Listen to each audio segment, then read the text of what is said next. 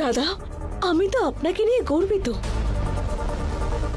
আপনার মতো দাদা আমার সাথে আছেন, এটাই আমি আমার ভাগ্য বলে মনে করি। এমন এক দাদা যাকে পৃথিবীতে কেউ পায়নি, সেই রকম একজন দাদাকে পেয়েছি বলে আমি খুব খুশি। তুমি একা আমার উপর বিশ্বাস রাখলে সেটাই যথেষ্ট। অন্য আর কেউ বিশ্বাস না রাখলেও চলবে।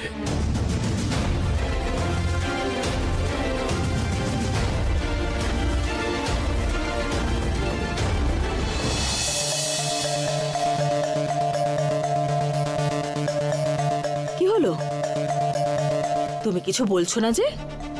তখন তো এতগুলো কথা শোনাচ্ছিলে, এখন চুপ করে আছো কেন? ও, কোনো ভাষা খুঁজে পাচ্ছ না তো? শুধু তুমি একাই নয়, এখানে কেউই কিচ্ছু বলতে পারছে না।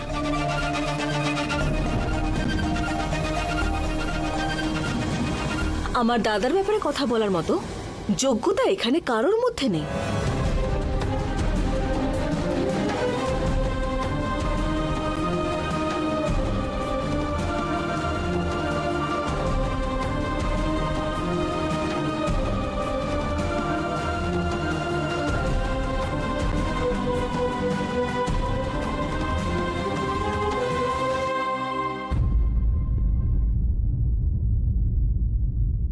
মা, মনে হচ্ছে আমি ভুল করেছি। লোকটা মনে হয় ভালো লোক। বাবা, তুমি বিশ্বাস করো, মাও করুক। এরা চাইলে সবাই বিশ্বাস করতে পারে, কিন্তু আমি বিশ্বাস করব না। ওর আসল রূপটা আজ নয় কাল সবাই ঠিকই দেখবে।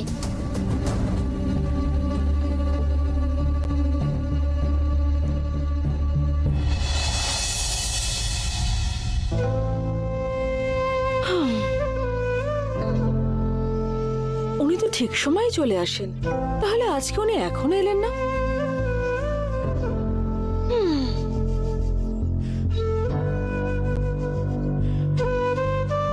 নমস্কার ম্যাডাম।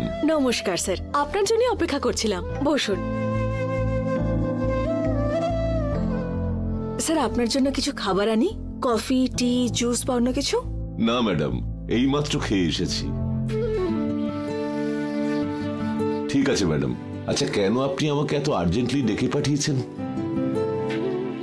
আসলে হয়েছে কি, আমার দাদার মতন দেখতে একজনের সঙ্গে আলাপ হয়েছে।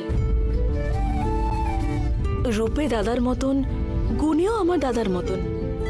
সো ওনাকে আমার নিজের দাদা হিসেবেই দত্তক নেব বলে আমি ডিসাইড করেছি। আইনের চোখে কি এটা স্বীকৃতি আছে?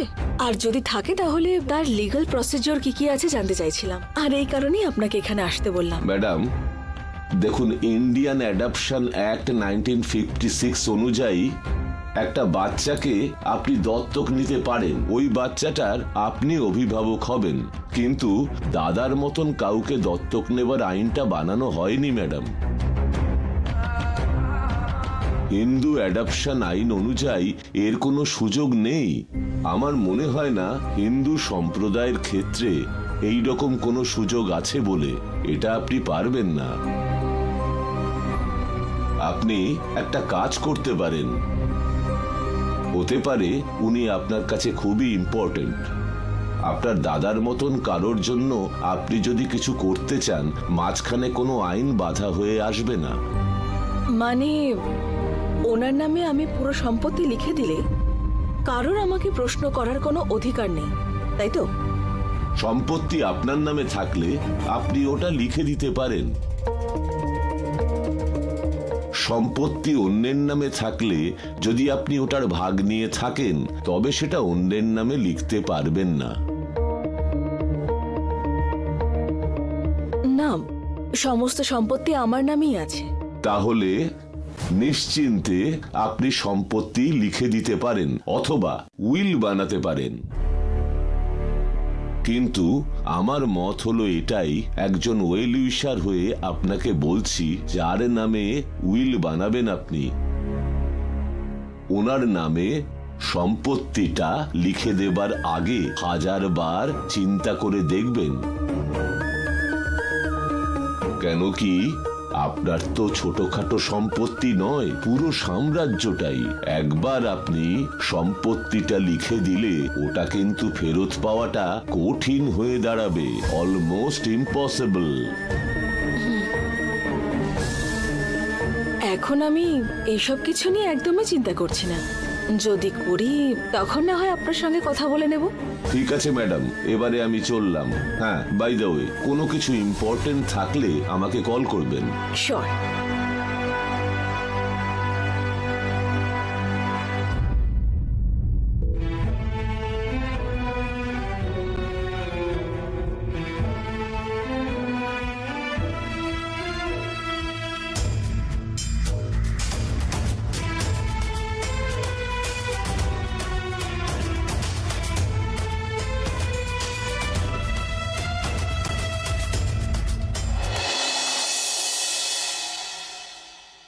আদে আদে কোথায় গেল রে? আদে, কি হয়েছে মামা? এই তো তোর সঙ্গে ইম্পর্টেন্ট কিছু কথা ছিল। ইম্পর্টেন্ট কথা? কি সেটা? আদি, ম্যাটারটা ক্লাইম্যাক্সে এসেছে। কি? শিবানী কত দূর এগিয়েছে জানিস? ও ভৈরবের নামে সমস্ত সম্পত্তি লিখে দেবে এটা ভেবে নিয়েছে।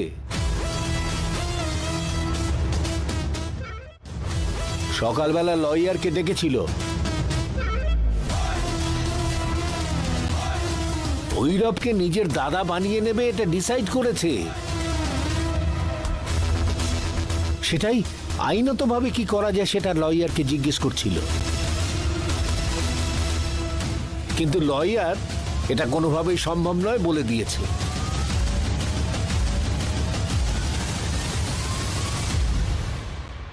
আপনি আপনার দাদাকে যা ইচ্ছে দিতে পারেন, টাকা দিতে পারেন, গয়না দিতে পারেন, সম্পত্তি দিতে পারেন, এ বিষয়ে আইন আপনাকে কোনো প্রশ্নই করবে না। কিন্তু ভৈরবকে দাদা বলে দত্তক নিয়ে নেওয়াটা আইনতভাবে কখনোই সম্ভব হবে না।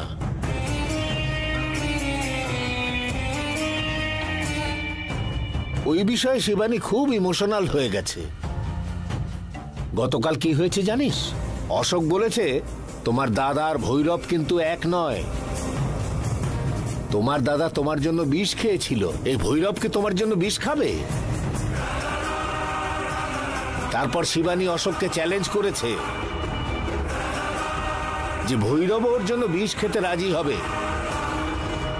তারপর শিবানী বিষের বোতলটা নিয়ে বসেছিল নাটক করবার জন্য। তোমাকে আমার থেকে দূর করে দেবার জন্য এরা সবাই চেষ্টা করছে।